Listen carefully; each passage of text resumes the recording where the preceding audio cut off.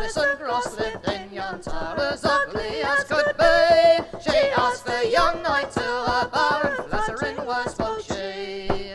Line twine the willow dee.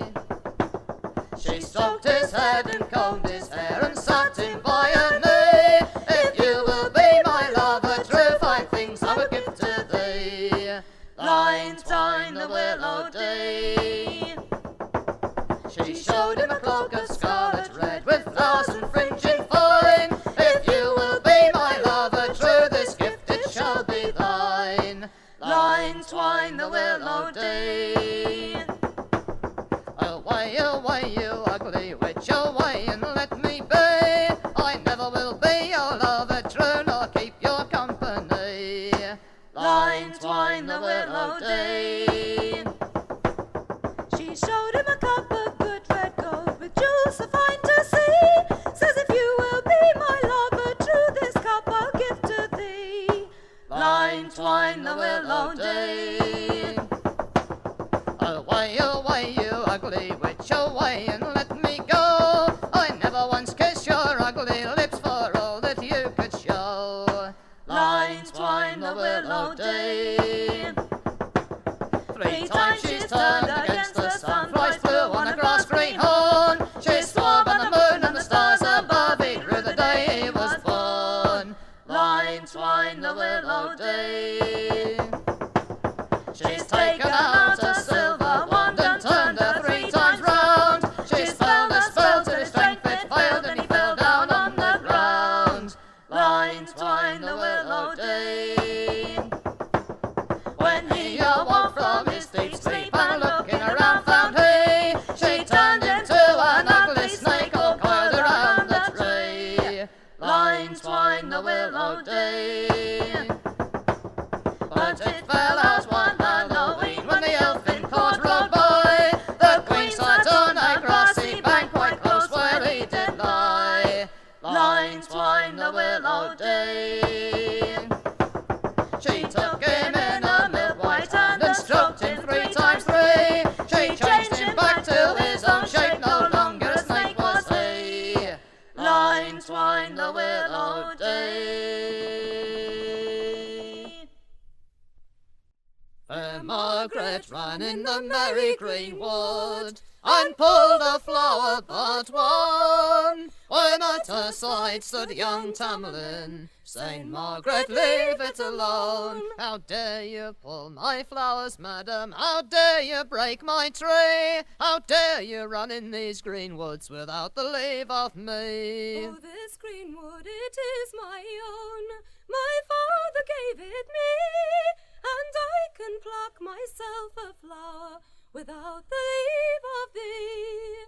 He took her by the milk-white hand, and by the grass-green sleeve, and laid her low down on the flowers, and asked of her no leave. And when he'd had his will of her, young Margaret she felt shame. Says, if you are a gentleman, pray tell to me your name.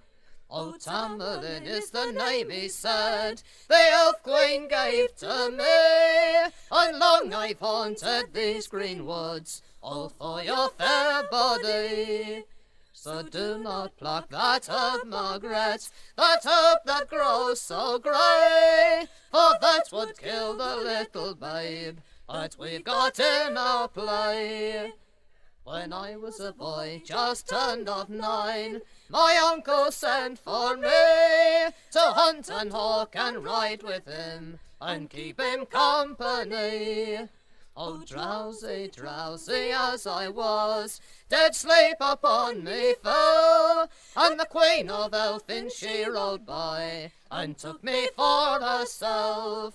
Tonight it is good Halloween, the Elfin court will ride, and they that would their true love win, at the crossroads they must hide. The second court that comes along is clad in robes of green, it is the head court of them all, for in it rides the Queen, and I upon a milk-white steed, with a gold star in my crown, and I do ride beside the Queen, and you must pull me down. Then I will grow in your 2 arms, like a savage creature wild, but hold me fast, let me not go, I'm the father of your child. She took her petticoats in her hand, her mantle on her arm, and to the crossroads she's away, as fast as she could run. The first court it came riding by, she heard the bridles ring, and the second court all dressed in green, and Tam Lin like a king. She pulled him from his milk-white steed, he on the ground did lay, and the elf queen gave a shrieking cry, young Tam Lin's away, me boys, young Tam Lin's away. And then they turned him in her arms, to a wolf and to an adder, she held him fast in every shape, to be her baby's father. They shaped him in her arms at last, a mother naked man. She wrapped him in her mantle green, and so her true love won. Out then cried the elfin queen, and an angry woman was she, said you've stolen away the fairest knight in all my company. Oh, had I known, Tam Lin, she says, what now this night I see, I would have burned out your 2 grey eyes, and put into from a tree, Tam Lin, and put into from a tree. Well, there are lots of tunes which have got fairy in the title. They're the fairy reels and the fairy jigs and the king of the fairies, these sort of things. And we were listening to a tape the other day of some of these fairy tunes, and it was played by a fiddler from County Antrim called Terence McShane, and he was explaining how he thought some of the tunes got their names. And apparently when he was a young lad, he used to go across the other side of his village to someone called Paddy the Handyman. He used to go across there during the day and sort of sneak off school to smoke a pipe. And one day he was talking to Paddy about fairy reels and fairy jigs, and asked if Paddy had ever seen any fairies, in fact. And Paddy said that he hadn't, but his grandfather had seen the little people. And he went on to tell the story how apparently his grandfather was coming home one night on Halloween. He'd been digging the potatoes. He was walking up the side of the hill and he heard this music, and he looked around and saw a rock. And he crept up on the rock and looked round it, and there were 3 of the little people dancing. And on a stone next to them was a sort of fiddler, fairy fiddler, sitting there. And this is the jig he was playing.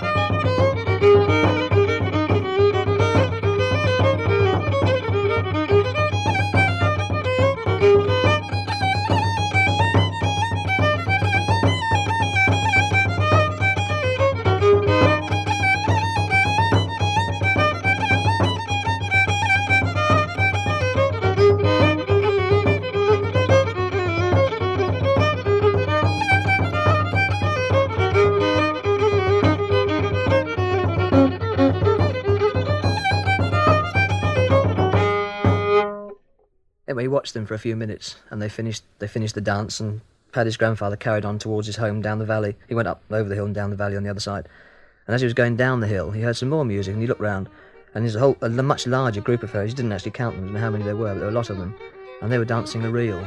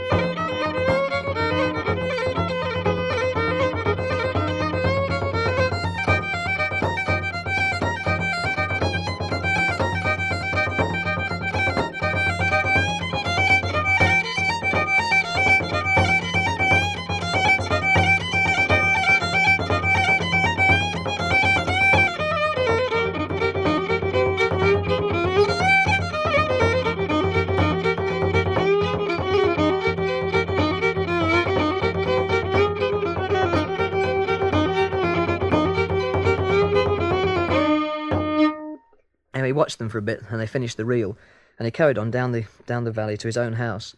And as he was going along, he saw an even larger group of fairies coming up the road, led by someone he assumed was the Fairy Queen. And the Fairy Queen, of course, has got a special dress, and she was dressed in ferns, right down to the ground. And she had a headdress made of ling, which is sort of mountain grass, which is woven into a crown. And she was leading this sort of large group of fairies. And from the other direction came some more fairies, a group of 8 of them, and they were led by someone that Paddy's grandfather assumed was the Fairy King. And of course the Fairy King had a special dress, a special costume, which was made out of rushes, and in and out of the rushes was woven this mountain grass, the ling. And walking in front of the king and his party was a sort of a fiddler, one of the little people, and he was playing a tune which even to this day is known as the King of the Fairies.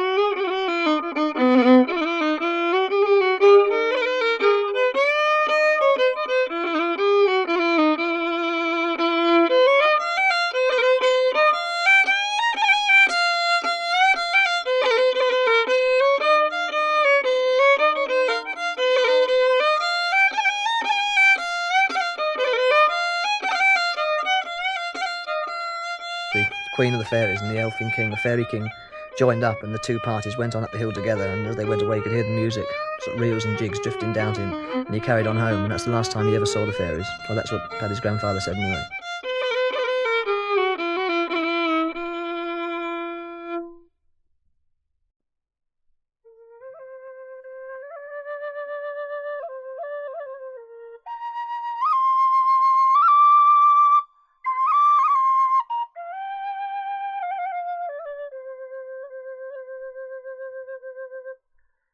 A mother came while the stars were paling, calling on the Fairy King. Thus she cried, and the tears were falling, wailing round a lonely spring. Oh, now with bells, my child, you're caressing, courting him with fairy joys. Oh, why destroy a mother's blessing?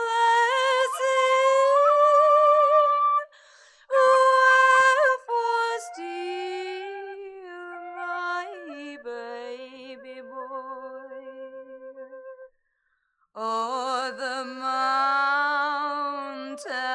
through the wild wood, where in childhood he loved to play, where the flowers are sweetly springing,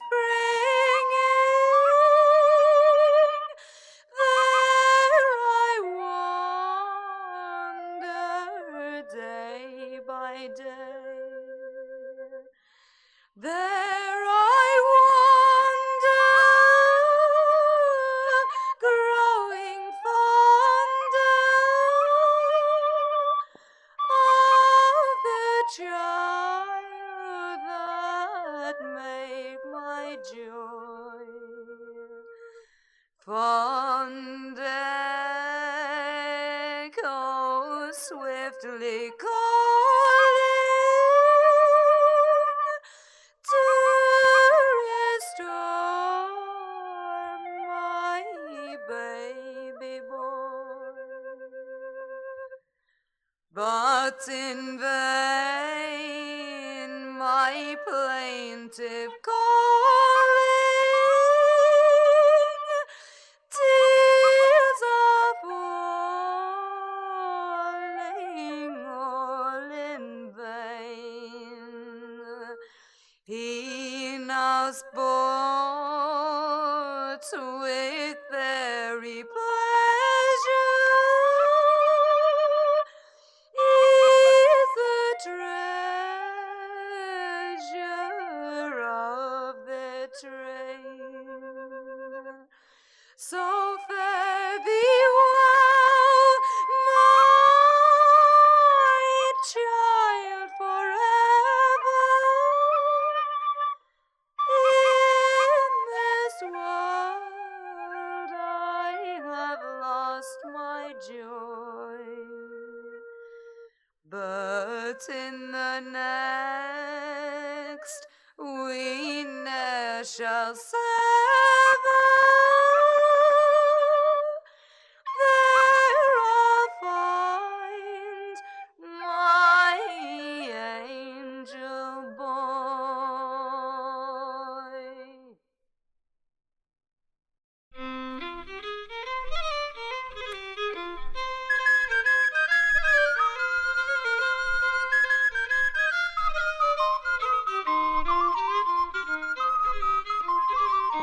Oh, a wager with you, me pretty maid, is £500 to your turn. That a maid you shall go to the merry green room, and a maid you shall never return. Oh, a wager with you, kind sir, with your £500 to me turn. That a maid I shall go to the merry green room, and a maid I shall boldly return. But as she sat at her front door, and all but she did moan, saying, shall I go to the Broomfield Hill, or shall I stay at home? For if I go to the merry Broomfield, my maidenhead it is lost, and if I chance to stay at home, then great will be my cost. Out then cried a witch woman, who heard this maid complain, saying, you shall go to the Broomfield Hill, and return back a maid again. For when that you come to the bonny Broomfield, you'll find your true love asleep, oh, with the sword by his side, and a dagger in his hand, and a bunch of green bloom at his feet. Oh, pick you the blossom off of the broom, the blossom that smells so sweet, and strew it around your true love's head, and likewise around his feet.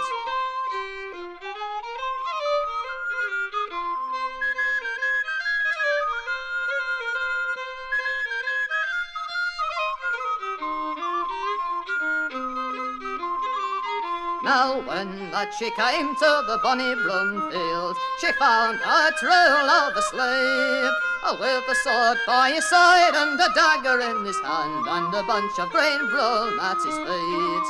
3 times did she go from the crown of his head, 3 times from the soles of his feet.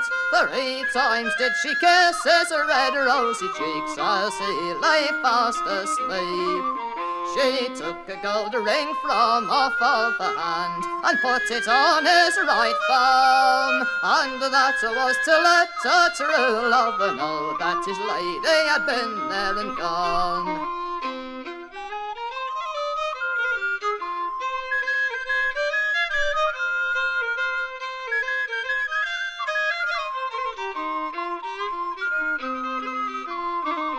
Now when that he awoke from his sleep, found his true love had been there and gone. It was then he remembered upon the cost of the wager his true love had won. 3 times did he call for his horse and his man, the horse he had once bought so dear, saying, why didn't you waken me out of my sleep, when the lady me true love was here? 3 times did I call your name, master, 3 times did I blow on me horn, but I couldn't waken you out of your sleep, till your lady, your true love was gone. Oh, had I been awake, oh, when me true love was here, of her I would have had my will. But if not the merry birds on the bonny Broomfield, of her blood they should all have drunk their fill.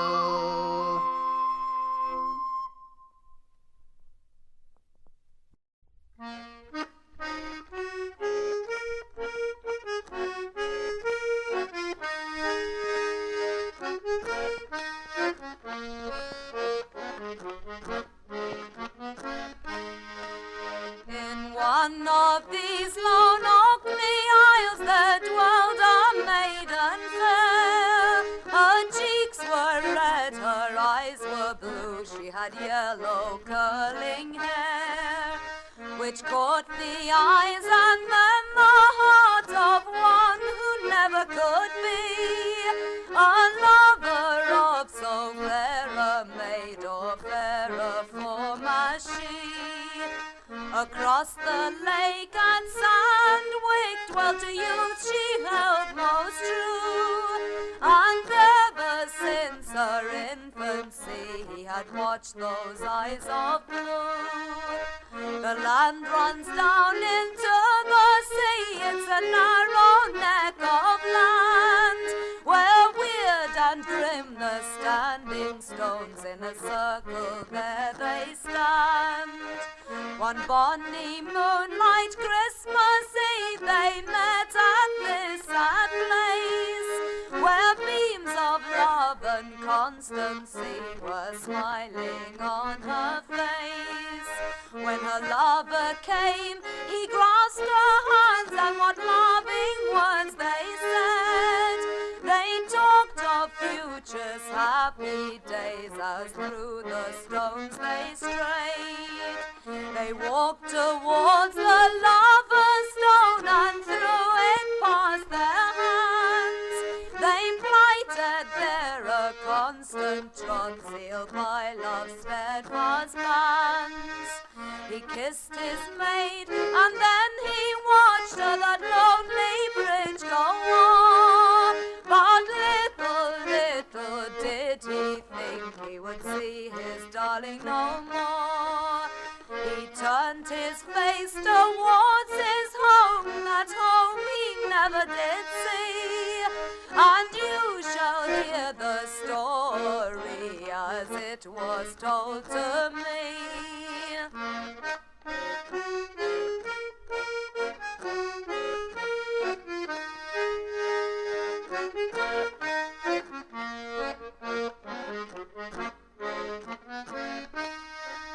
Oh, then a form upon him sprang with a dagger gleaming bright. It pierced his heart and his dying screams disturbed the silent night. The murderer was the one who wished that maiden's heart to gain. Unnoticed he had seen them part, and he swore he would give her pain.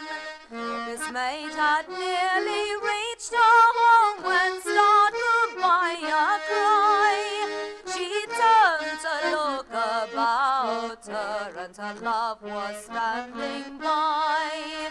His hand was pointing to the stars, and his eyes gave such a light, and with a smiling countenance he vanished from her sight.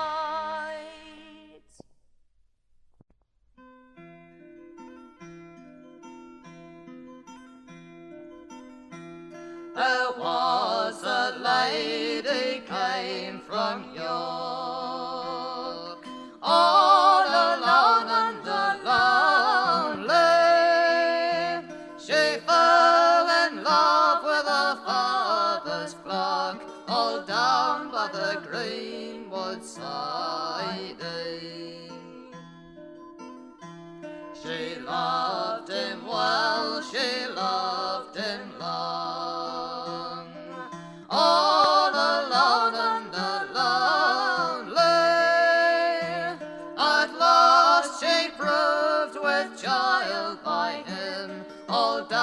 by the greenwood side. She leaned her back against a thorn, all alone and lonely, and there she had two pretty babes born, all down by the greenwood side. She drew a scarf from off her head, all alone and lonely, and bound those pretty babes' hands and legs, all down by the greenwood side. She laid those babes across her lap, all alone and lonely, and swore they'd never suck milk nor pap, all down by the greenwood side. She drew their little dresses apart,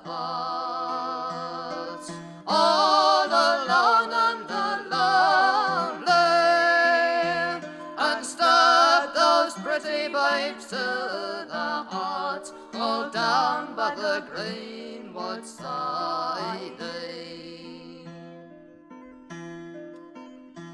She wiped the knife all on the grass, all alone and lonely. The more she wiped, the blood ran fast, all down by the greenwood side.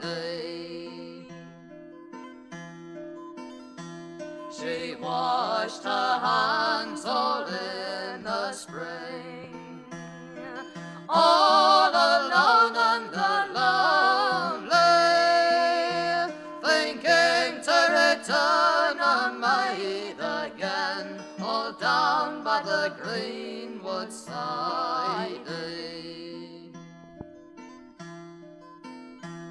As she came to her father's hall, all alone and lonely, she saw two pretty babes playing at ball, all down by the greenwood side. Oh babes, if you were mine, all alone and lonely, I dress you both in silk so fine, all down by the greenwood side.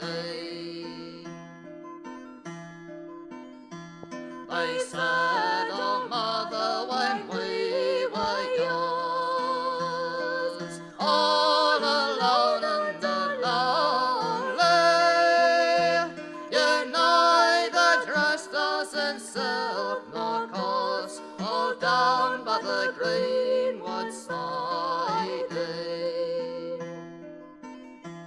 Oh, you took out your little penknife, all alone and lonely, and parted us and our sweet life, all down by the greenwood side. Oh babes, what can I do? All alone and lonely, for the wicked crime I've done to you, all down by the greenwood side. Spent 7 years like an owl in the wood, all alone and lonely, and 7 more like a whale in the sea, all down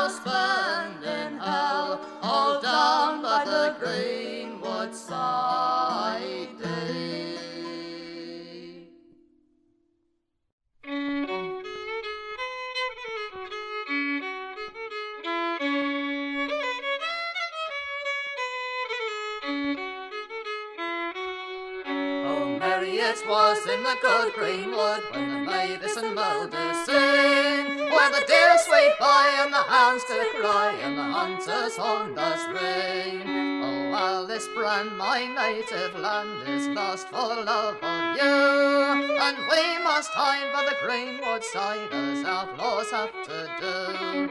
Oh, Alice, 'twas all for thy locks so bright, and 'twas all for your eyes so blue, but on the night of our luckless flight thy brother bold I slew. Now must I teach to you the beach, the hand that held the hawk, find fern to spread for our lowly bed, and learn the deer to stalk. Oh, Richard, if my brother died, 'twas but a fatal chance.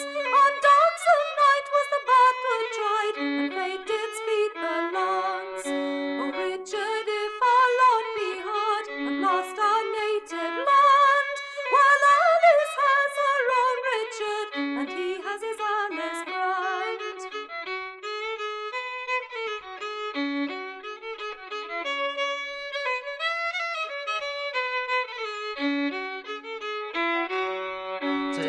'Tis merry in good green wood, and Alice Brand the sing. On the beech's pride and the brown oak side, Lord Richard's axe does ring. Oh, up then spoke the elfin king, who lived within the hill, like the cry of an owl on a winter's night, his voice was loud and shrill. How dare you cut the beech and oak, how dare you wear the green, how dare you here to chase the deer, beloved of our elfin queen. The king has called an ugly dwarf, says thou wert Christian man, from cross or sign thou wilt not fly, from muttered word or ban. On Richard lay the curse of the withered heart, and the curse of the sleepless eye, till he wished and prayed that his life would part, but not find leave to die. Up then sprang the ugly dwarf before Lord Richard stands. I fear not signs, said the grisly elf, that's made with a bloody hand.